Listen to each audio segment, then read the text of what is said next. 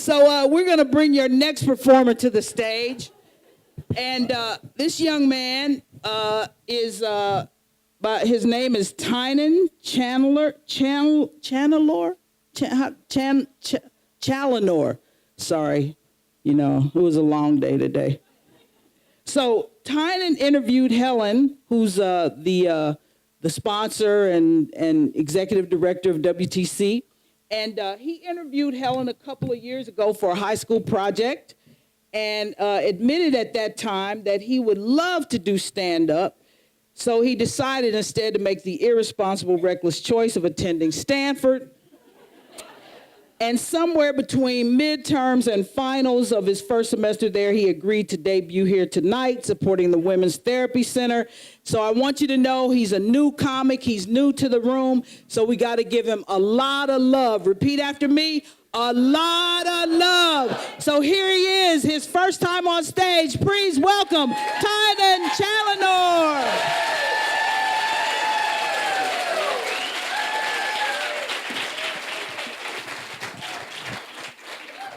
Thank you. As she said, I'm in the middle of my first quarter at college, and so I'm learning a lot of good time management techniques. So when I sat down to write my routine at 1 o'clock this morning, I felt pretty good. I've been there before. When I tell people my name is Tynan, the most popular response I get is, what's a Tynan? And there's a story behind that. My grandmother immigrated from Greece, and she was a Greek peasant. And her name was Fotini. Now, can I just see a show of hands? How many of you have relatives called Fotini? Mary, no? We have a relative over there. And my parents wanted to name me after my grandmother. So they had a couple of options. They could name me Forrest, like Forrest, Fotini. They both begin with F. Then there's Tynan, Teeny, like there's the Teeny-Tynan connection. And then the third option was just to call me Fotini. And they went with option 2. So I had the pleasure of growing up with a Greek peasant for the first decade of my life. I called her Yaya, which is the Greek for grandmother. And she was the first person who taught me how to write my numbers. But like most little kids, I used to write my 3s backwards. And also like most little kids, I would blame it on her. And when I grew old enough to realize that that's what I was doing, I said, Yaya, you taught me how to write my numbers backwards. And she said, that's all right. And that was kind of how she conducted business, basically. As long as everybody kind of knew what she was talking about, then she was pretty happy. She had a neighbor called Douglas. Hello, Douglas! And he'd say, you can just call me Douglas. Doug? You can just call me Doug. Doug? Doug? Yeah, you can just call me that.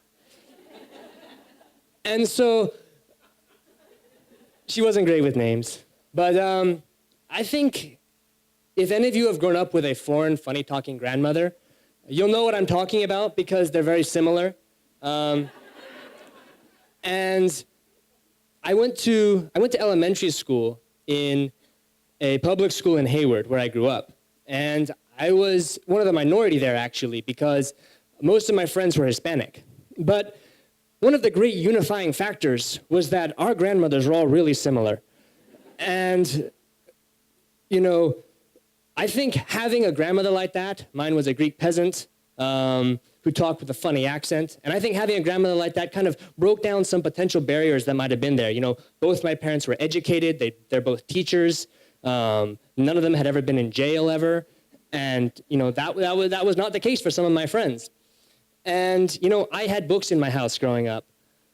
But when it came to journal time, and we were all writing about our heroes, and to a man, all 21 of us wrote about our grandmothers and how much we loved them without worrying about being super original about it, that was when we knew that we weren't really that different after all. So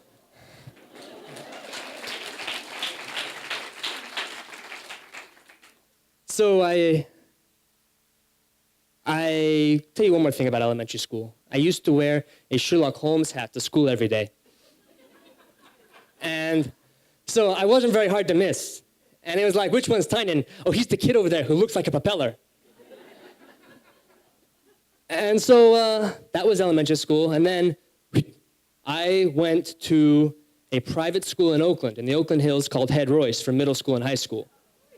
And then everything was quite different. Now the grandmothers would wear yoga pants.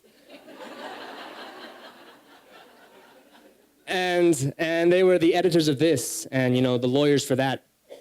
And now I'm at Stanford, and now the grandparents are former dictators.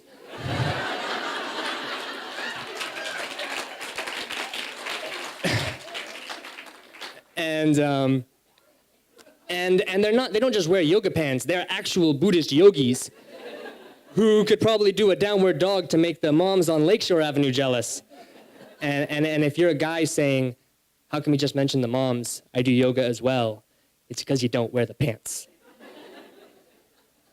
But so between elementary school and middle school and high school and now college, I feel as though I've seen a diversity of education, of intelligence, of privilege, of personality. And, one thing I've just come to terms with is that, you are who you are and you grew up where you grew up. And it's just your job here, and it's just your job now not to be an ass about it. And so, you can't change anything. And this is especially important in college, I think, because there's so many points of division, whether you drink, whether you don't drink, whether you take 20 units or 12 units, no matter what your decision is, just don't be an ass and we'll all be friends. So it really works out well, I think. So,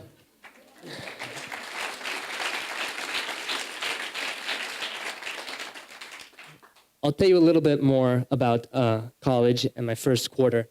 When I got there, I was very overwhelmed and quite disconnected from the rest of the world. The entire government could have shut down, and I would never have known about it.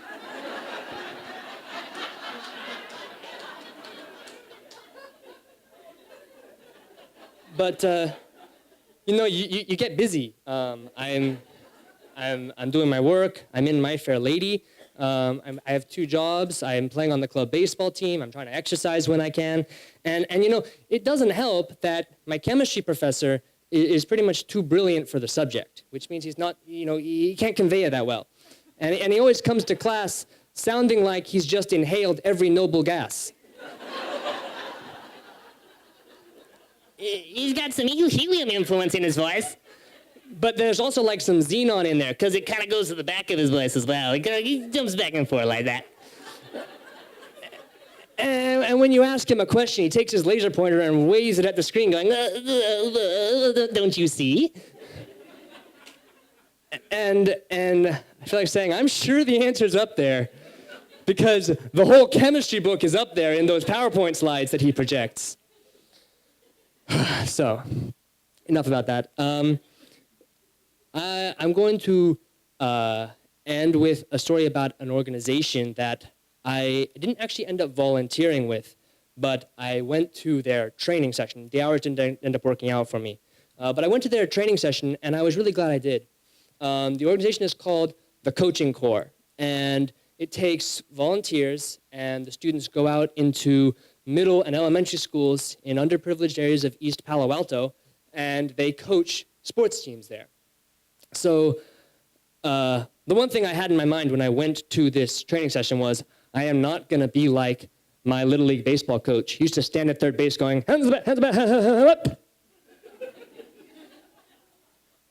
And, but anyway, I was there, and we were volunteering along with representatives from the Boys and Girls Clubs volunteers from around Palo Alto.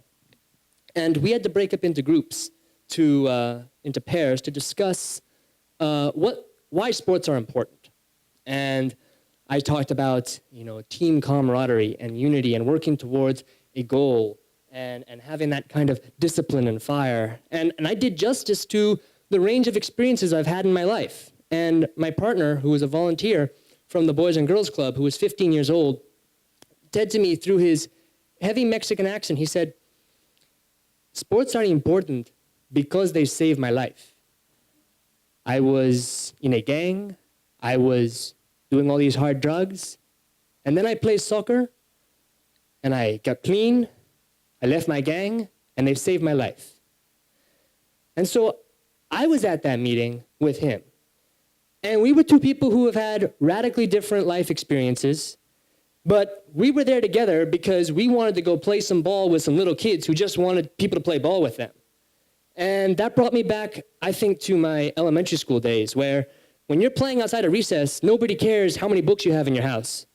And when we would all stand up and read our essays about our grandmothers, and we would just nod as kid number 22 would start off, and my hero is my grandmother. And we'd be like, yep, that was our hero also. And so I began tonight with, what's a Tynan? And I'll end with a question that my grandmother once asked, which I think you should all think about, quite poignant. She said, what is a Shakespeare?